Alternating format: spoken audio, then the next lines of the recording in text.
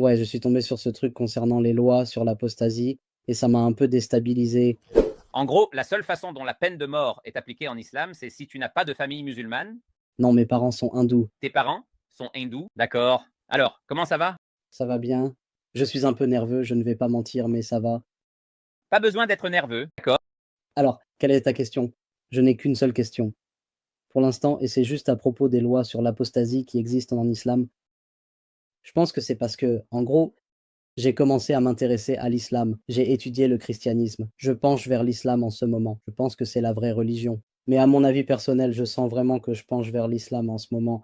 Je crois que parmi toutes les religions qui existent, celle-ci doit être la vraie. Non. J'ai lu le Coran, j'ai terminé le 8e chapitre hier.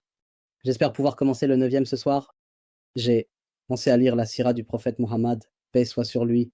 J'ai le nectar de la sira juste ici. J'essaie de m'y plonger, mais ouais, je suis tombé sur ce truc concernant les lois sur l'apostasie et ça m'a un peu déstabilisé. Parce que dans l'un des hadiths, je pense que c'était Hiya al-Bukhari 6922, 6922, quiconque change de religion islamique, alors tuez-le. Il a été dit que c'est ce que le prophète Mohammed, paix soit sur lui, a dit. Mais ensuite, j'ai lu le Coran parce que j'ai déjà lu la sourate al-Baqarah, le 2e chapitre. Chapitre, et ça dit avant que tu continues. Et que tu interprètes le Coran en utilisant le chapitre 2, verset 256 sur la contrainte en religion, parce que je sais où tu veux en venir. Ouais, avant que tu interprètes, en notre nom, tu peux poser une question, tu sais, parce que si tu n'es pas musulman, alors tu ne comprends pas le texte islamique, non? Ouais, donc quand le Coran dit qu'il n'y a pas de contrainte en religion, c'est avant d'accepter le message. D'accord, donc je ne peux pas te forcer à accepter l'islam, donc je ne peux pas forcer quelqu'un à accepter l'islam. Et la raison de la relation de ce verset est qu'il y a un homme qui est venu voir le prophète, il a accepté l'islam et ses deux enfants étaient chrétiens. Puis il est venu voir le prophète et il a dit qu'il refuse l'islam. Devrais-je les forcer à accepter l'islam? Et le prophète lui a dit non, donc tu ne peux pas forcer quelqu'un qui n'est pas musulman à entrer dans l'islam, mais une fois que quelqu'un entre dans l'islam, il y a des obligations et des responsabilités après avoir fait ce choix. Donc le hadith auquel tu fais référence concerne quelqu'un qui a choisi d'accepter l'islam de son plein gré. Alors ce choix qu'il a fait a des obligations et des règles. Donc nous ne comprenons pas qu'il n'y a pas de contrainte, ce qui signifie que tu ne peux rien imposer à personne du tout. Ce n'est pas le cas dans l'islam parce que je peux te contraindre à te punir si tu voles dans l'islam. Je peux te punir si tu commets certains péchés dans l'islam et la loi islamique. Je peux te contraindre, te forcer à faire certaines choses par la loi sous l'État islamique. Donc ce n'est pas une compréhension correcte du verset. Maintenant, concernant cette règle, laisse-moi juste clarifier et expliquer ce sujet parce que je ne crois pas avoir expliqué ce sujet auparavant sur ma chaîne. Alors, laissez-moi approfondir l'explication de ce sujet, l'idée de l'apostasie. Alors, d'abord, je veux te poser cette question. Crois-tu en la démocratie? Ouais, je dirais ça. Tu crois la démocratie est une bonne chose? Ce n'est pas chose à laquelle j'ai pensé. Je ne te teste pas. Mais en général, est-ce que les gens voient, les non-musulmans, ils voient généralement la démocratie comme une bonne chose, n'est-ce pas? Ouais, D'accord. Alors, qu'est-ce que la démocratie? La démocratie, c'est que le peuple, la majorité, choisit les règles et les règles sont appliquées dans le pays en fonction de ce que la majorité a choisi.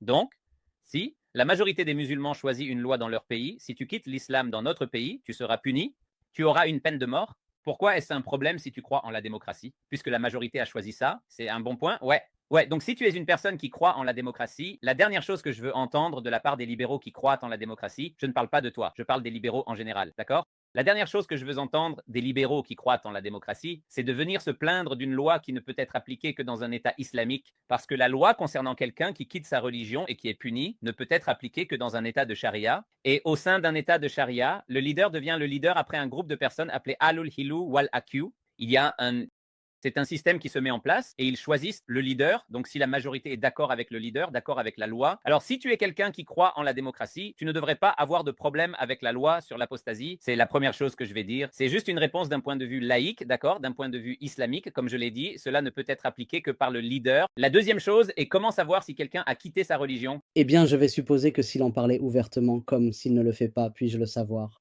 Non, s'il le fait derrière des portes closes, pas vraiment, personne ne peut le savoir. Donc, la seule façon de savoir que tu as quitté l'islam, c'est que tu viennes et que tu me dises que tu as quitté l'islam.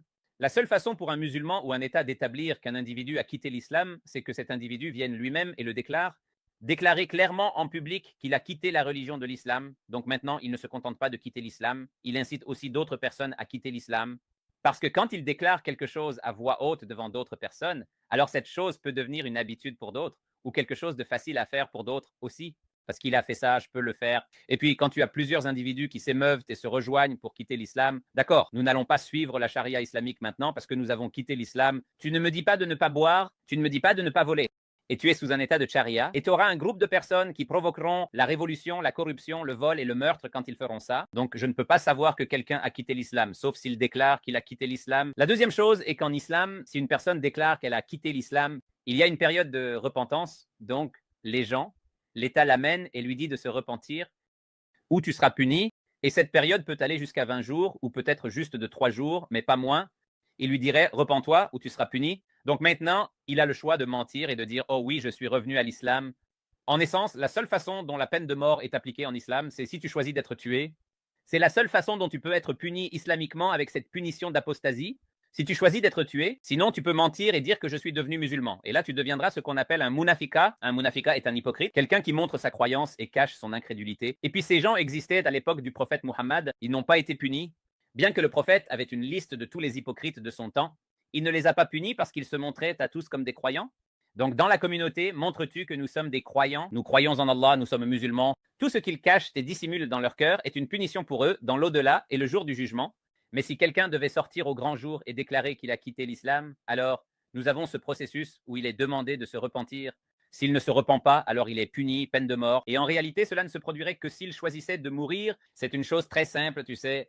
Et il y a un récit de deux des compagnons du prophète, Mu'ad et Abu Musa al-Ash'ari. Mu'ad est venu voir Abu Musa al-Ash'ari et il l'a vu avec une personne juive. Il a dit, qui est-ce?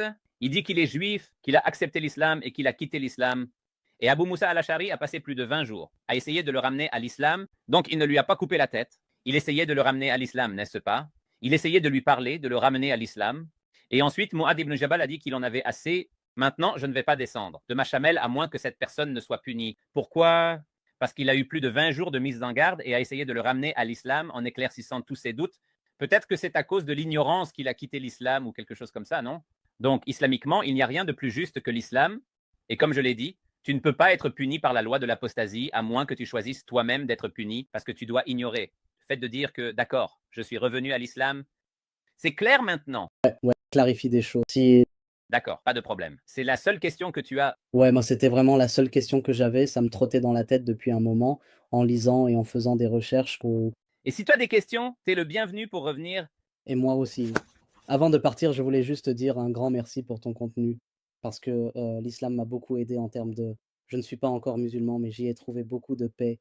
J'ai remarqué que je deviens une meilleure personne. J'ai commencé à respecter mes parents davantage. J'ai arrêté de boire. Je sais que je ne suis pas encore musulman, mais j'ai déjà ressenti pourquoi. Pourquoi ne pas accepter l'islam? Parce que, je veux dire, ça ne fait que 3 mois que j'ai commencé à m'y intéresser et je ne sais tout simplement pas. Je ne veux pas que ce soit un truc où, tu sais, je fais ma charada. Et puis un autre problème surgit demain.